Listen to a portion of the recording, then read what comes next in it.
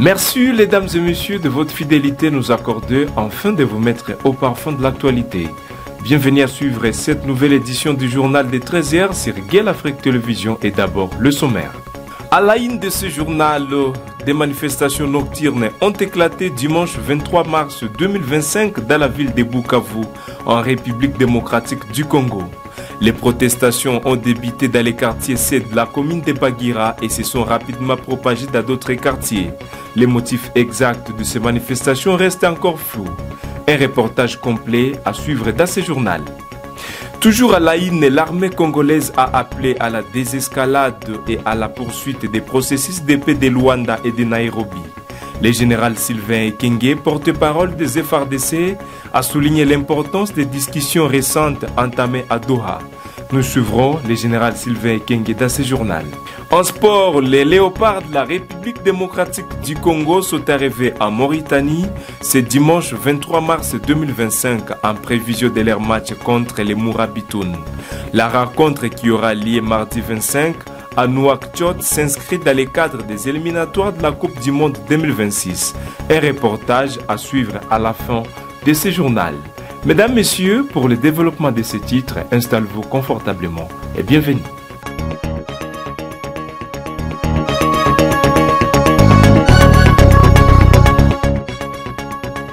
Ouvrons ce journal par cette information. L'Angola a annoncé qu'elle mettait fin à sa médiation dans la crise entre la République démocratique du Congo et la République du Rwanda. La présidence angolaise a publié un communiqué expliquant que le président Joao Lourenço, à qui l'Union africaine avait confié cette mission, a déployé des efforts considérables pour tenter de résoudre ces conflits. Plus de détails, c'est dans ces reportages. L'Angola a annoncé ce lundi 24 mars son retrait de la médiation dans la crise entre la République démocratique du Congo et le Rwanda. Cette décision intervient après plusieurs mois d'efforts infructueux pour apaiser les tensions à l'origine de l'instabilité sécuritaire dans l'Est congolais. La présidence angolaise a justifié sa décision par l'échec des négociations entre les deux pays. Malgré des progrès au niveau ministériel en décembre 2024, les discussions ont achoppé sur plusieurs points clés. La RDC s'est engagée à neutraliser les éléments des FDLR, tandis que le Rwanda s'est engagé à retirer ses forces de défense du territoire congolais. Cependant, ces engagements n'ont pas été mis en œuvre. L'Angola estime qu'il est temps de se concentrer sur son mandat à la présidence de l'Union africaine et de céder la place à d'autres initiatives. Un sommet conjoint de la SADC et de l'EAC tenu en février dernier à Dar es Salaam en Tanzanie. Un sommet conjoint de la SADC et de l'EAC tenu en février dernier à Dar es Salaam en Tanzanie avait recommandé la fusion des processus de Luanda et de Nairobi. 3 facilitateurs ont été désignés, l'ancien président Kenya Uhuru Kenyatta, l'ancien président nigérien Olusegun Obasanjo et l'ancien premier ministre éthiopien Haile Mariam Desalegn Boshe. La ville de Bukavu a été le théâtre des manifestations nocturnes ce dimanche 23 mars 2025. Les protestations qui ont débuté dans les quartiers C de la commune de Bagira se sont rapidement propagées dans d'autres quartiers, notamment Kadutu, Panzi, Essence, Major Vangu ainsi que Ibanda. Les motifs exacts de ces manifestations restent encore flous. Le M23 n'a pas encore communiqué officiellement sur l'incident. Plus de détails, c'est dans ces reportages.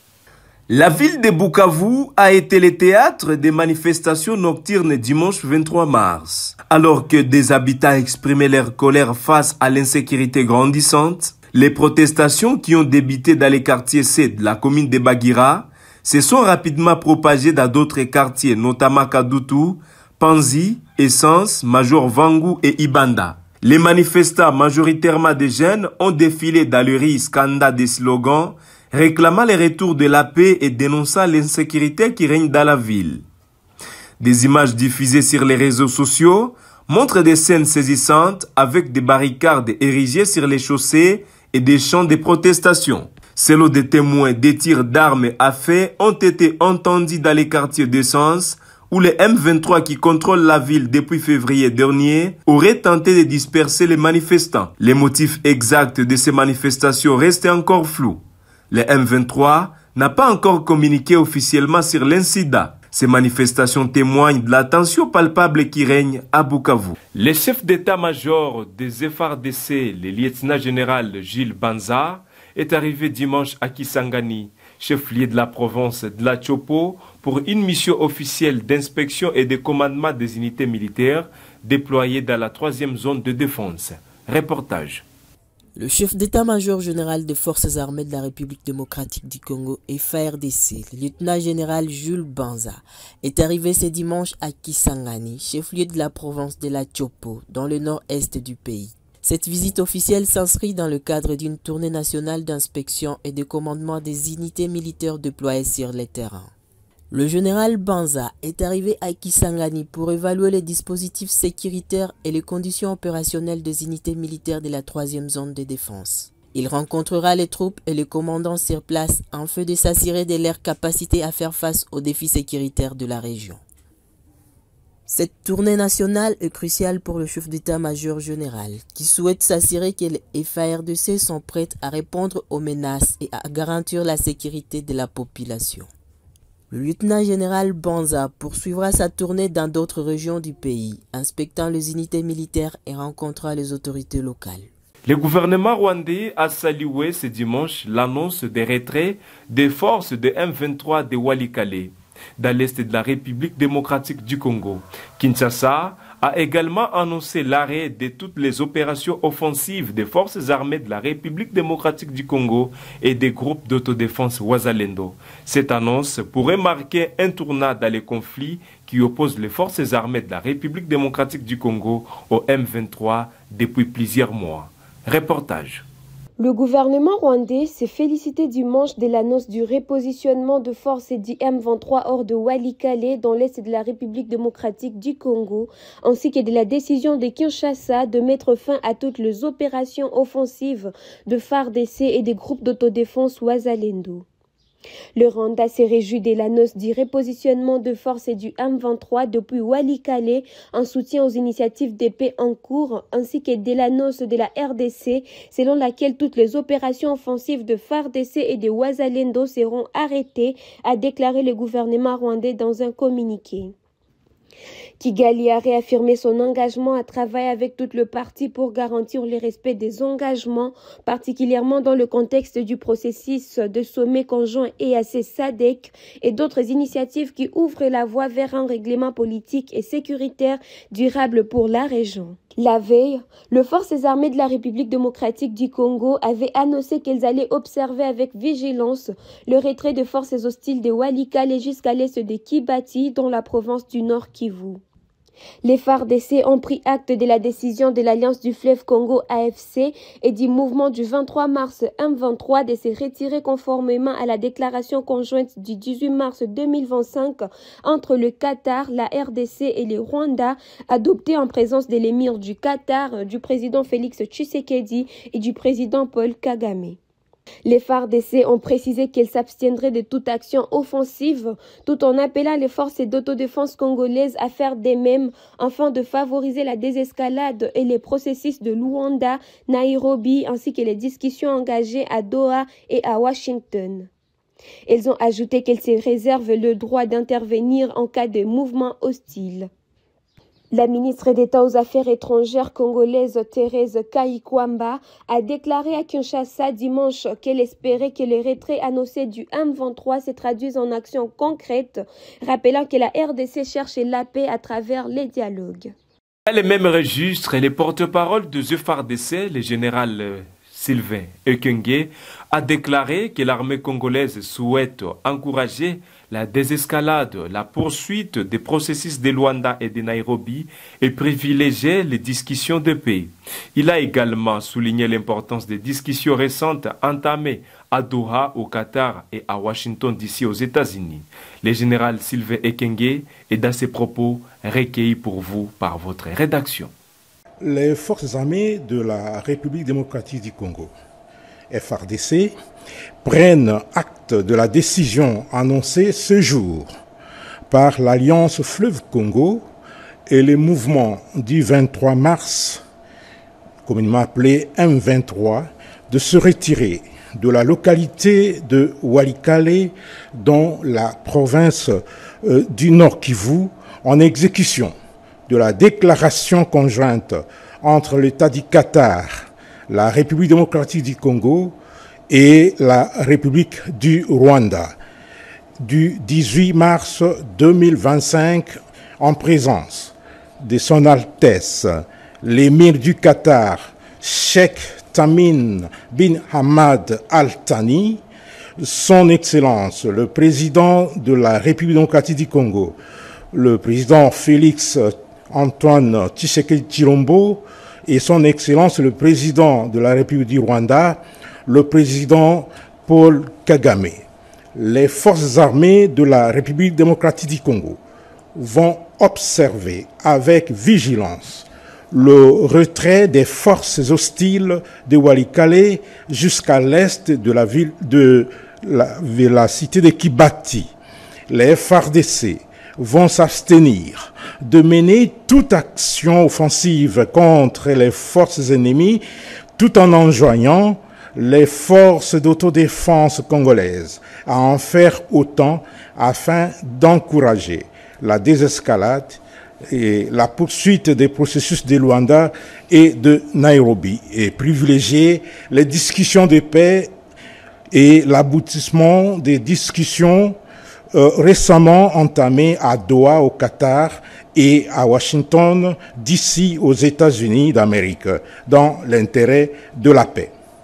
À ce stade, les forces armées de la République démocratique du Congo, tout en restant mobilisées, se réservent le droit d'intervenir à l'observance de tout mouvement hostile qui s'avérerait être de nature à compromettre la pause des combats ainsi qu'à menacer la sécurité des populations et de leurs biens, tout comme l'intégrité du territoire de notre pays. Fait à Kinshasa le 22 mars 2025. Le président de la République démocratique du Congo, Félix Tshisekedi, a appelé à la paix pour la construction d'une Afrique lors d'une visite à Windhoek, en Namibie. La paix est nécessaire pour construire l'Afrique. Sans la paix, c'est impossible de construire une grande Afrique. Les négociations sont dans les bonnes directions, a déclaré le président congolais. Il est, dans ses propos, recueilli par votre rédaction. Que la paix est nécessaire pour construire l'Afrique. Without peace, it's not possible to build the good Africa, the big Africa. We need that. We need peace. Voilà. Thank you. I'm trying to... The peace talks. Pardon? The peace talks. What are you hoping to see happening? The peace talks. Yes, the pourparlers is going in a good direction. Disappointed by the actually polling party in Angola. Si vous êtes un peu embêté par la non-participation de l'M23 dans les travaux de paix. Oui, mais ça ne m'étonne pas. Ça ne m'étonne pas parce que c'est un mouvement terroriste. Ils veulent plus détruire que construire. Ça ne m'étonne pas. Thank you. Le général Muhoozi Kainerugaba, chef des forces de défense du peuple ougandais UPDF, a lancé une menace d'intervention militaire en République démocratique du Congo ce dimanche. Dans les déclarations fracassantes, le général Kainerugaba a affirmé que l'Ouganda interviendrait si les groupes rebelles M23 ne s'emparent pas rapidement de Kisangani, ville stratégique située dans le nord-est du pays. Plus de détails, c'est dans ces reportages. Le général Muhoozi Kainerugaba, chef des forces de défense du peuple ougandais UPDF, a fait des déclarations fracassantes ce dimanche, menaçant d'intervenir militairement en RDC si les M23 ne s'emparent pas rapidement de Kisangani. UPDF ne s'opposera pas à la prise de Kisangani par les M23, a-t-il déclaré. Mais il leur faudra agir vite, sinon nous le ferons nous-mêmes. Le général Kainerugaba a ajouté que dans une semaine, les M23 ou UPDF seront à Kisangani, sur ordre de Yoweri Museveni, commandant en chef des UPDF. Ces déclarations font suite à l'implication croissante des UPDF dans les conflits en RDC. Le général Kainerugaba a également proféré des menaces à l'encontre du gouverneur de l'Ituri, accusé de combattre les opérations des UPDF en Ituri depuis les premiers jours. Nous allons l'arrêter très bientôt, a-t-il déclaré. Concernant les régions de Fataki et de Djougou en Ituri, le chef de UPDF a autorisé ses troupes à tirer et à poser des questions par la suite visant à éliminer la menace qui représente la Codeco pour nos communautés. Enfin, le général Kainerugaba a lancé un message direct à la population de Kisangani. Peuple de Kisangani, nous venons à votre secours. L'armée des dieux arrive. Ces déclarations inquiétantes font craindre une escalade du conflit en RDC et une possible intervention militaire directe de l'Ouganda. La communauté internationale est appelée à se mobiliser pour désamorcer la situation et trouver une solution pacifique à la crise. Et pour finir, parlons sport. Les léopards de la République démocratique du Congo sont arrivés en Mauritanie ce dimanche 23 mars 2025 en prévision de leur match contre les Mourabitoun. La rencontre qui aura lieu ce 25 mars 2025 à Nouakchott s'inscrit dans le cadre des éliminatoires de la Coupe du Monde 2026. Reportage. Les léopards de la République démocratique du Congo sont arrivés à Mauritanie, prêts à affronter les Mourabitoun dans un match crucial pour la qualification à la Coupe du Monde 2026. Le dimanche 23 mars, les léopards ont foulé le sol mauritanien, fort d'une victoire 1-0 contre le Soudan du Sud à Kinshasa. Cette victoire les a propulsés à la deuxième place du groupe B, avec 10 points à 1 point du Soudan leader. Le sélectionneur Sébastien Tesabre a convoqué 25 joueurs pour cette double confrontation décisive. Dès leur arrivée, les léopards se sont mis au travail, déterminés à décrocher une victoire à l'extérieur. Le mardi 25 mars à Nouakchott, les léopards auront l'occasion de prendre la tête du groupe et de se rapprocher de leur rêve, la qualification pour la Coupe du Monde 2026. Les supporters congolais, qui suivent avec passion les exploits de leur équipe, espèrent un nouveau succès pour leurs héros. Ce match promet d'être un véritable combat. Les Mourabitoun, eux aussi, ont soif de victoires et de qualifications. Le suspense est à son comble. Par ici que nous mettons fin à cette édition du journal de 13h sur Guel Afrique Télévision. Mesdames, Messieurs, merci de nous avoir choisis pour vous informer. Rendez-vous à ces 20h pour plus d'informations.